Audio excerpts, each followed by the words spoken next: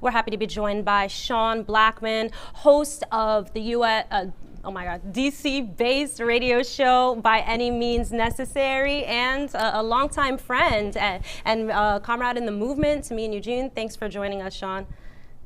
Thank you both so much for having me. It's a pleasure to be here. Oh, the pleasure is all ours. The Sean Blackmon, I'll say. We really brought you on because I know you're on the air in Kansas City. We need that Midwest demo. So we brought you in. Sean, I really appreciate you joining us. I mean, there's so much to be said here. There's a lot that's been said on this show.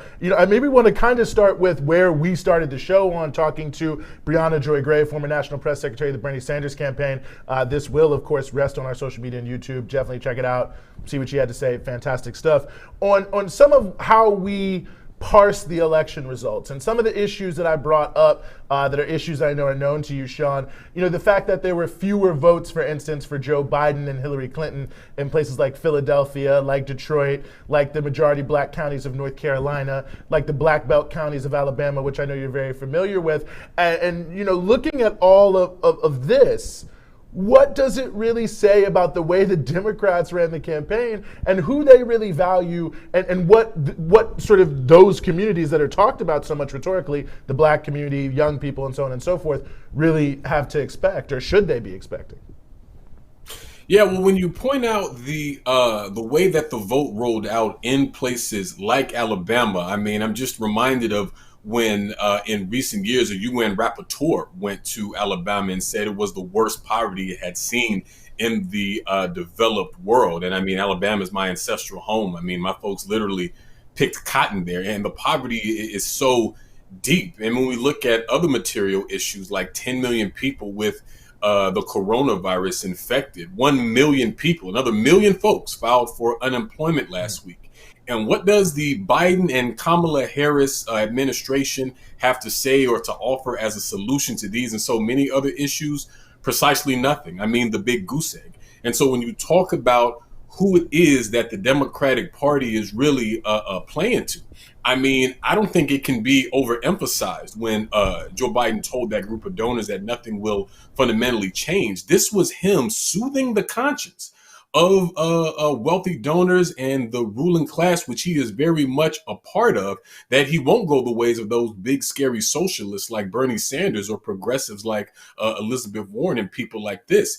And so from the campaign trail to the calling of the election for Biden, all the way until we get to the inauguration day, what the Democrats have shown is they are very much a party of the ruling class, a party of the wealthy, a party of the bosses who do not have any real answers or solutions for the masses of poor, working and oppressed people. He wants to shoot protesters and give cops more money. And in truth, just like the Republicans, Democrats are sworn to protect the capitalist system out of which all these issues and ills for the masses of folks in this country suffer from.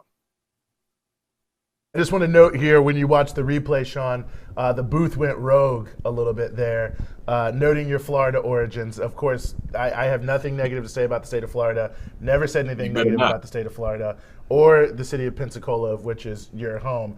But, Florida man is a meme. That's all you can really say. But no, I really appreciate the points that you're making here. I mean, I think it's extraordinary. I mean, in some way, well, I don't know if it is extraordinary, I guess. When, we used to talk about this all the time on By Any Means Necessary. Is it extraordinary or just outrageous, or how do we parse that? And I think that's a whole other issue. But I mean, just the palpable reality that there is a deepening, cleavage, divide, whatever you want to say, between Democratic elites and Democrat and black communities. It reminds me of something, and we talked about this a little bit earlier on the show too. Monica brought this up. Representative Jim Clyburn, his just completely ridiculous comment saying, "I've been black my whole life and I've never known any black people that were sympathetic to socialism." I mean, not only do I think that that's just completely false, I mean, I just wonder what you think it does. And maybe it doesn't have that big of an impact because younger people aren't affected by these things. But that kind of messaging, what sort of impact does it really have on the nature and the direction of, this centuries-long black liberation struggle? Yeah, it really is a shame, Eugene and Monica. Old Grandpappy Jim is going out sad, man. He's going out sad. He represents a completely outmoded and outdated form of black politic that is completely based on kowtowing to the mostly white Democrat Party establishment. I mean, this cat said that the phrase "burn, baby, burn" is how they, quote, lost the movement in the 60s. Not COINTELPRO, not J. Edgar Hoover, not the full brunt of the racist capitalist state coming down upon them, just those few words. But, you know, I was just reading earlier today about how Jim Clyburn had, over the last decade, has taken over $1 million from pharmaceutical companies, far outpacing his peers. And when we look at the fact that Pfizer is now being looked upon to, you know, crank out this treatment for the coronavirus, a company which itself has a gross history of price gouging with AIDS treatments and things like that. And, you know, I mean, Jim Clyburn is making these statements with a picture of W.E.B. Du Bois behind him. The same Du Bois that was in the Communist Party when he died. You feel me? And was very open about how politically bankrupt the two-party system is in this country, between the Democrats and Republicans. And so, you know, he's talking about how sloganeering is killing people. He really said that. And when he says sloganeering, what is he talking about? He's talking about defund the police, healthcare for all. He thinks that sloganeering somehow kills more people than, oh, I don't know, the police or these pharmaceutical companies that put people's health to the whims of corporate profit, like Pfizer and those folks who gave him $1 million over the past 10 years. I mean, it's completely ridiculous. And this notion that these progressive phraseology and measures like defunding and healthcare for all somehow is the reason why Democrats lost seats, even though no one who lost a seat was really running on these platforms, if memory serves, I think means a couple of things. I think it goes to show just how out of touch the Democratic establishment leadership is with Black folks on the one hand. And I also think it signals another incoming assault on not only the progressive wing of the Democrat Party, as embodied by folks like Bernie and the Squad and people like this. I think it will also mean an attack on more left-leaning, maybe more socialist or communist-leaning elements outside of the Democratic Party as well. Because we've seen the orientation of the Democrat Party to the movement in the streets. I talked about how old Joe wants to shoot protesters and give the cops more money. But Democratic governors and mayors across this country sicked their police on demonstrators like rabid dogs. I mean, Muriel Bowser here in D.C., a so-called progressive, wants to take $43 million from healthcare and employment services to give to police for overtime for protesting. She wants to defund the people's needs to reward the cops for their organized thuggery. And if that isn't looting, man, I just don't know what is. Sean, I mean, I couldn't have said it better. You spoke to so many issues so well. And to note, it is true that every single congressperson who ran on a Medicare for All platform retained or switched their seat, won that seat. And so goes for, the same goes for the Green New Deal, those who support the Green New Deal. Also, I think it was some 99% won their seat. So it's very clear that a progressive agenda is a winning agenda. And I just want to posit another question to you, the same question that I asked Kofi Hunt earlier, political director with the SEIU Division for Fast Food Workers and a fighter in the fight for 15 in Florida, a lot of F's there. But really just the contradictions we saw laid bare with the elections in Florida last week. We have Amendment 2 for a $15 an hour minimum wage, winning more votes, getting 60% of the vote, which was more votes than Biden or Trump won. And but at the same time, the Democrats in Florida losing 5 seats in the House. And like I said, I put this out to Kofi to really talk about this unity that we see on working class issues. We talk so much about, you know, the racial divide in this country. People talk about Trump igniting a class war, a race war. But what I I would like to say is I think it really looks like a class war, as you spoke so well too. So what do you really think is the best way forward for this movement to really unite the needs of, Black, Latino, and white workers in a state like Florida, and what that means overall for the entire nation? Yeah, well, it's a good question because when we look at the character of Joe Biden's victory, it's clear that it wasn't out of some, deep enthusiasm for Joe Biden as a candidate and as an individual. I mean, he is thoroughly uninspiring as a person.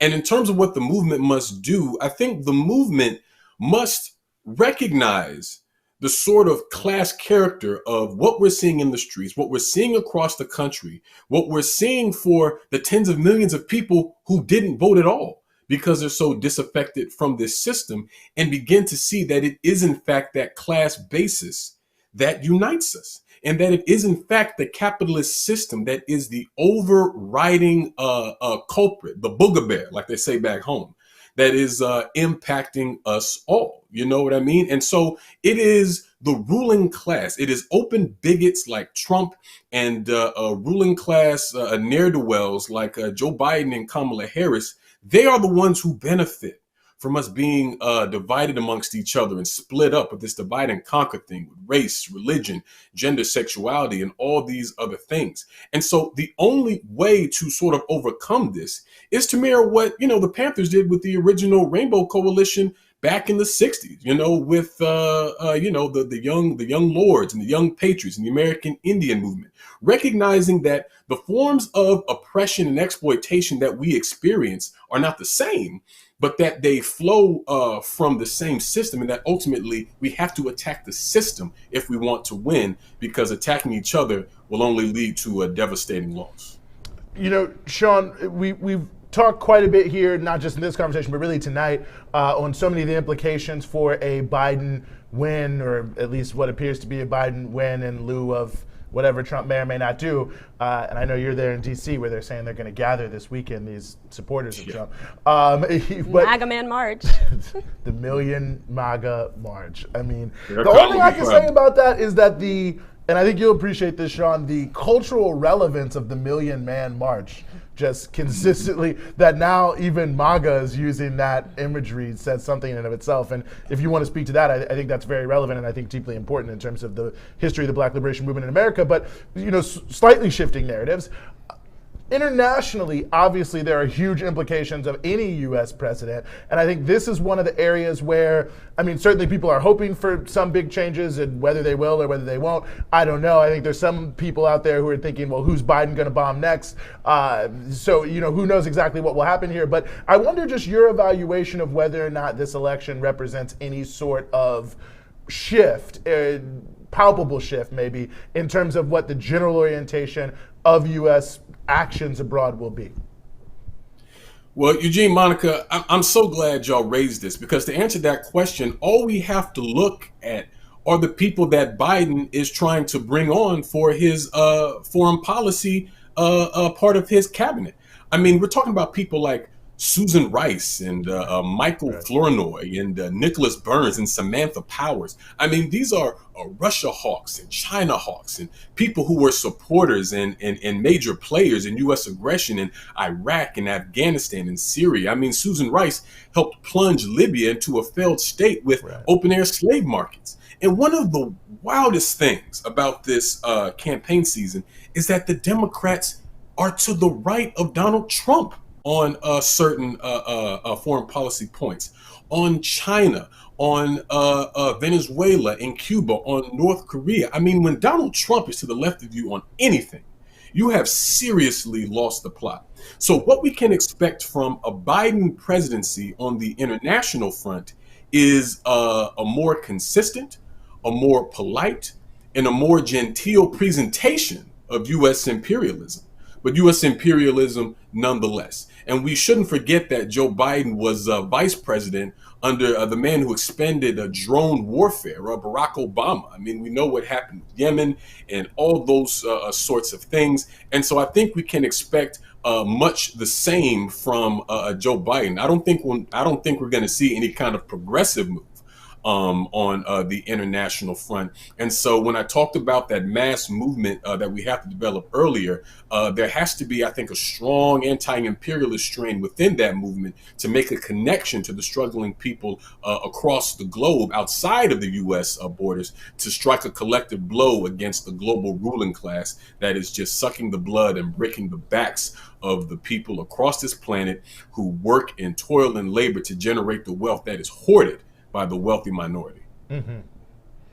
Mr. Blackmon, you are preaching right now. I really couldn't, neither of us could say that any better. We really appreciate your just solid synthesis of all of these issues. And further on this question of foreign policy, we have a question from Twitter for you. So with elections coming in less than 1 month in Venezuela, attacks on the Bolivian Republic from the US are expected to intensify. Will the Biden admin continue the legacy of sanctions and attacks started by Obama? What are your thoughts, Sean? Oh, without question. And matter of fact, just a few days ago, Nicolas Maduro, the democratically elected president of Venezuela, basically gave a warning about some impending attack on Venezuela. We know about the numerous attempts at a failed coup in Venezuela directed by the United States with its handpicked puppet would-be leader Juan Guaido, a fake, a fraud, and a failure, just some random dude they plucked out of obscurity to try to lead this thing. And what's been interesting to see is as that coup attempt sort of, crumbled, and as it was clear that Guaido wouldn't be successful, I mean, the right opposition in Venezuela just became more and more split.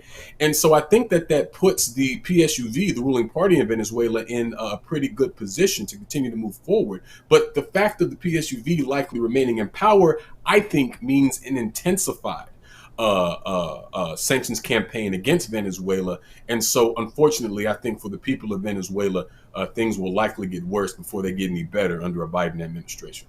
It's a good point. I just wonder your thoughts here, Sean, when you look at this level of seemingly unthinking aggression against countries like Venezuela, like Cuba. Is it a threat of a bad example? I mean, what's really behind this behavior that's having such a devastating impact? Well, that's a great question, because we have to ask ourselves, why does the United States government treat an island nation like Cuba like it's some kind of existential threat? It isn't. And the same thing with Venezuela. Speaking of Barack Obama, who put Venezuela on a list of terrorist countries. It's because these countries have progressive, socialist-oriented governments that do an incredible job of taking care of its people, even amidst the criminal unilateral sanctions aimed at it by the United States. I mean, not that long ago, Nicolas Maduro, Venezuelan president, announced a very effective coronavirus treatment that they're going to present to the World Health Organization that they want to share with the world. But, we here in the United States will have to pay dearly when there is a COVID-19 vaccine. I mentioned earlier about the danger of having a major corporation like Pfizer be at the head of it. Meanwhile, when Donald Trump was diagnosed with coronavirus, he was able to avail himself of the latest medicines and technologies completely free of charge. Right. And so Trump talked about not letting the coronavirus impact your life. Well, for those of us that aren't alleged billionaires and don't have the benefit of having a presidential paycheck, it absolutely is something that is going to impact our lives in a number of levels. And so this is why the United States is not only attacking Cuba and Venezuela, but why it pushes back so fiercely against the ideas of socialism and communism, and why it makes anti-communism almost like an unofficial religion in this country. And so when we see that the capitalist system is exploitative by its very nature, is racist by its very nature, then I think we have to look very seriously about what kind of society that we need and how we can go about organizing for a society that is based on the sustenance and the development of your humanity instead of the maximization of profit. And it looks, to me anyway, like that kind of system looks something like what we see in Cuba and Venezuela and other parts of the socialist world that have done so well under the coronavirus, while we still got quite a ways to go here in the wealthiest country on earth. Yeah, I think that's a good point. I think we may have another tweet coming up here. How do you all think the Democrats will react to the Black Lives Matter movement now that Biden has won? Sean Blackmon, your thoughts? Man, I mean, they're going to react to it like they're reacting to it right now. Complete repression and condemnation and trafficking in this good protester, bad protester narrative. I mean, look at how Joe Biden and Kamala Harris responded to the racist police killing of Walter Wallace Jr. in Philadelphia. They're like, oh, his Black life mattered and yada, yada. And it's, whatever. Basically, the liberal version of thoughts and prayers, right? But then right after that, they immediately qualified and say, however, that was that but, that it's not an excuse for violence. And they even tried to invoke Dr. King. And they said that, violence doesn't bend the moral arc of the universe towards justice. And so this is a man who is dead. We're talking about human life. Because when they're talking about violence, they're not talking about racist police terror against human beings. They're not talking about the political suppression of free speech rights. They're talking about people committing violent acts against property, inanimate objects. But again, when we understand that the Democrats, or a ruling class party that is sworn to protect the system of capitalism, we know that they value property more than human life. This is why Joe Biden wants to give more money to the police, because the police's chief function in the capitalist system is to serve the interests of the ruling class and to protect their property. So this is why, Joe Biden and the Democrats will never call for the defunding the police or the demilitarization of the police, because them being militarized and them having all of these funds and resources is integral to their role as the armed wing of the vicious capitalist state. Well, I appreciate that, Sean. The viewer, watcher, I don't know what we call people on the internet, and I appreciate the question. Ask all of us. I mean, what are some of your thoughts here about what the Democrats will do with Sean Wright? For sure, this is something we've spoken so much on. Before I get into this, I just want to throw out there, as a Black Puerto Rican, I have a particular gripe against Pfizer and Big Pharma coming to our homeland, to use our beautiful natural resources. Of course, the U.S. military using the island of Vieques as just a playground for their bombs and bullets. So I definitely had to throw that in there. But just throw back to your answer a couple of questions ago. But I mean, this is something that I've said all throughout the summer of the uprising, when we were doing live streams every single week here at Breakthrough. It's really astounding to me, to see people's, let's talk about Black people's blood. Let's talk about people who are protesting, on these Black Lives Matter plazas that, you spoke, DC Mayor Muriel Bowser was so excited to put up there, get her photo op in. We saw that with Mayor de Blasio here in New York City and Chicago, all around the country, right? And literally videos of these cops beating, arresting, shooting tear gas canisters, using LRAD against protesters, literally about to burst people's eardrums, on Black Lives Matter plaza. So, I think it just goes to show that, symbolism can only go so far, and it doesn't really mean crap when at the end of the day, the policies and the repression and the actions of these Democratic mayors who, I love how you said that, the thoughts and prayers, type rhetoric, that's not going to save nobody. That's not going to change anyone's life. That's not going to save anyone's life. And I think really what we're seeing when we look at a movement against police brutality, a movement demanding an end to racist and violent policing, be met with the same kind of brutality from the very force it's hitting the streets to stand up against. I mean, that just reveals something so fundamental to what you spoke to, Sean, what the capitalist state really is, and the kind of repression that is necessary to continue to shut down the resistance. But I mean, it works in a twofold way, right? The more we see this resistance in the streets, the more repression we're going to see. And I think the lessons that you spoke to, Sean, of the 60s and 70s really speak to that as well. We saw Black and brown people being organized in a way, being politicized in a way that they never had been before in history. The Rainbow Coalition, the Young Lords, the Black Panthers, of course, again with the the symbolism we see nowadays. Everyone thinks it's cool. Okay, put on the pose up with the gun with the wicker chair, Right, that right, really right. famous picture Yes. of Huey Newton, you know, and it's just like these images really don't mean anything at the end of the day when time and time again Black people are expected to come out for Democrats who are not really doing anything for us at all. You know, we see a lot of people excited to see someone like Kamala Harris, you know, the self-proclaimed top cop of California. I mean, the second largest incarcerator of people in this entire country. So when we're really talking about what it means when it comes to Black liberation, national liberation, also tying in these international issues with the struggle here at home, we really need to talk about the inherent violence of this system. And all this talk about violence irritates me because to me, poverty is violence, homelessness is violence, hunger is violence, a lack of jobs is violence, people having to work until their 80s because they can't, they don't have a pension or they can't afford to save for retirement. That's violence to me. I'm going off right now. No, but I hear let you. me hear you. No, it's all relevant. And I mean, everything you're saying is 100% true. I mean, I agree with both of you. You know, we're maybe just reinforcing some of these important points. I mean, I'm so glad, Sean, that you brought up the issue of the Philadelphia thing and what Biden said, because it was unprompted. It wasn't like they were like, well, what do you think that somebody broke into a store? It was just like, what do you just generally think about this person being killed by police?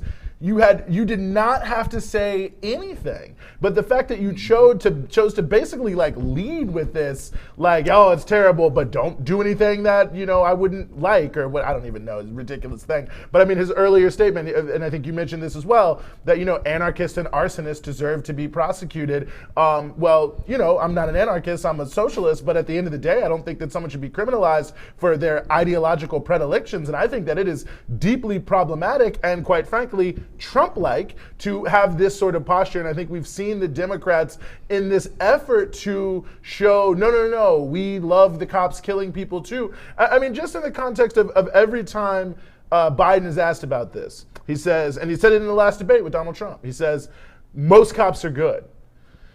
Every police union in the country had endorsed Donald Trump. And that's why Trump's response in the debate was, yeah, well, what cops are backing you? And I thought it was just so unbelievably transparent because, of course, no one who, you know, is all on the back the blue, thin blue line, Blue Lives Matter chain was ever going to vote for Joe Biden anyway. But the fact that they feel they need to genuflect towards this, to adopt the rhetoric of it, to really speak to those who are motivated by the most sort of racist motivations. And then you look at a state like Georgia where 54% of voters told CNN in the exit polls that they believe Black Lives Matter. I don't believe that former Vice President Biden, President-elect Biden, got 54% of the votes. So that means some of these people that you claim could never be reached by this messaging of Black Lives Matter have indeed been reached by it and are in fact motivated by it. And it's just so indicative. It reminds me when in the 2016 campaign, when Keith Lamont Scott was killed, and there were many protests there, and it was in the news that Hillary Clinton wanted to go and was like, I'm going to go there, I'm going to make a statement. And the Democratic mayor of Charlotte called her and said, please don't come.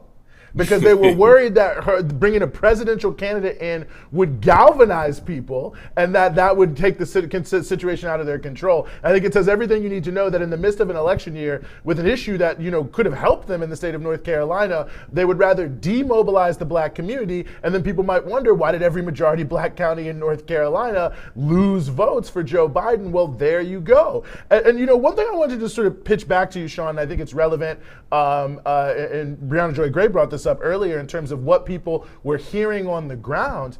I mean, I feel like it's almost treated in a flip way, the record of Joe Biden and the impact of it. And people saying, well, you just have to look past it, it's not a big deal. And look, he won the election, he's in there now, so, you know, whatever. But I do think in the context of people who are gonna be demonized, there's no doubt about it, those narratives are gonna come out, people who didn't vote, people voted less, whatever it may be.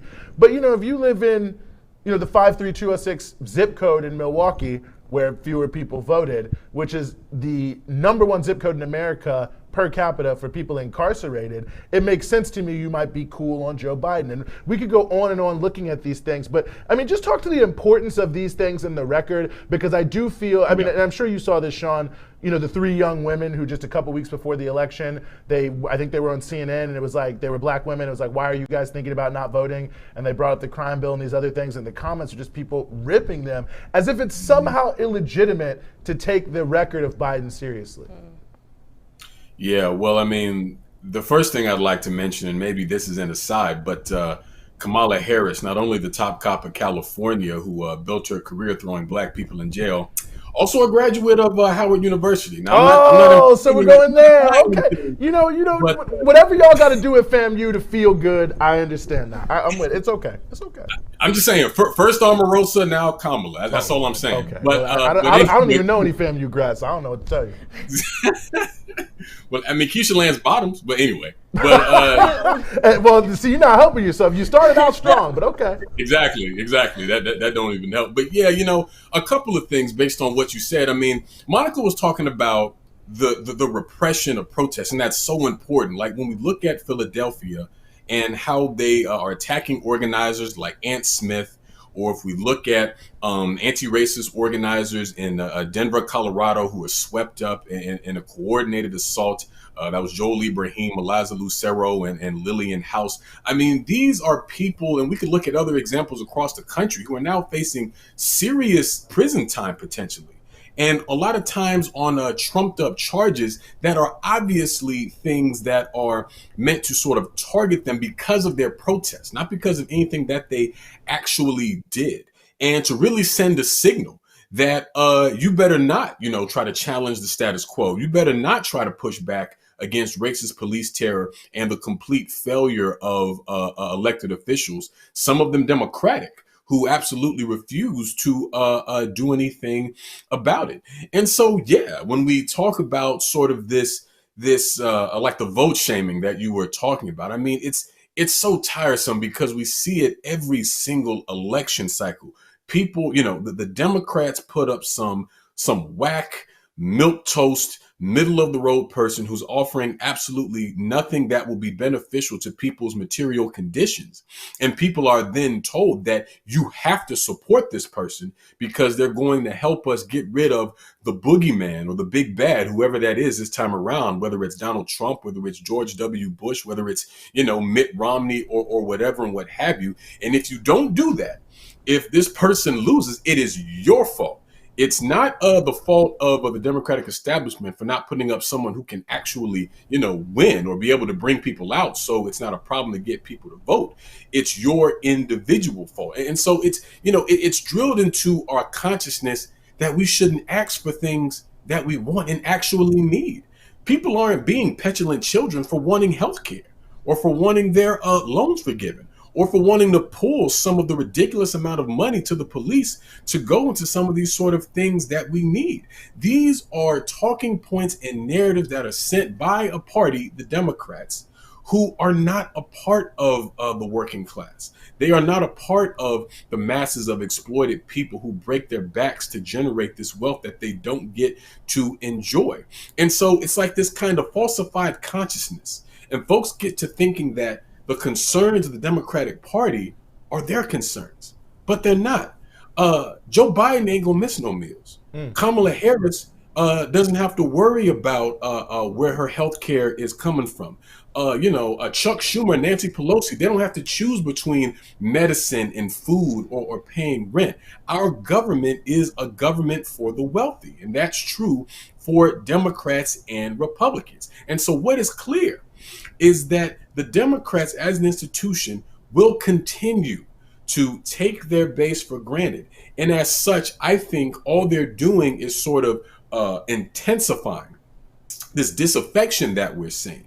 But I think that actually presents an opportunity, because what that presents an opportunity for is for this mass movement that we need to be able to build and grow and to be able to show, like, look, you're not going to be able to vote your way to a lot of these things that you need and that you want and that you've been screaming from the rooftops that you need since, time immemorial. The Democrats have nothing for you. And I would argue that that's actually a kind of subtext for the movement that we've seen in the streets so far this year. Yes, the killing of George Floyd and Breonna Taylor were egregious and gross and criminal. But on top of all of that, there was also this distinct feeling that the American people had been abandoned under the coronavirus pandemic. I talked earlier about how last week, another million people filing for unemployment. The wealthiest country on earth made a conscious decision that it would rather people get sick and die before it support people to a substantive way. You know what I mean? And so this all emerges out of the capitalist system. And so this is why I say that as the movement continues to build and as the movement continues to grow, because it hasn't stopped since it began. And do we realize that the movement has continued not only despite state violence ordered from the White House, from different mayors and governors across the country, Republican and Democrat, but even that of racist vigilantes at some of these demonstrations that have driven their cars into people, although police have been doing that too, like the NYPD. But even if we look at a Kenosha, where, you know, a young racist militia member murdered 2 people, the very next day after that murdered people were back out in the streets. Okay. Just like here in Washington, D.C., when Donald Trump sent military troops to clear people off of Black Lives Matter Plaza. And I was there when it happened. I saw it. They lied about it, but I saw it with my own eyes. People came back the very next day. So if people are not cowed by state violence and racist vigilante violence and the refusal of this government to support them during this pandemic, well, my goodness, I mean, I feel like there's all the potential in the world to build the kind of force that is needed to not only defeat the refusal of this government to take care of its people, but to defeat the system that is impacting us all, throughout all these different myriad ways. Well, Sean Blackmon of By Any Means Necessary. Fantastic show that you were the co-host of, where people can check you out. Thank you so much for joining us here on Breakthrough News. Thank you.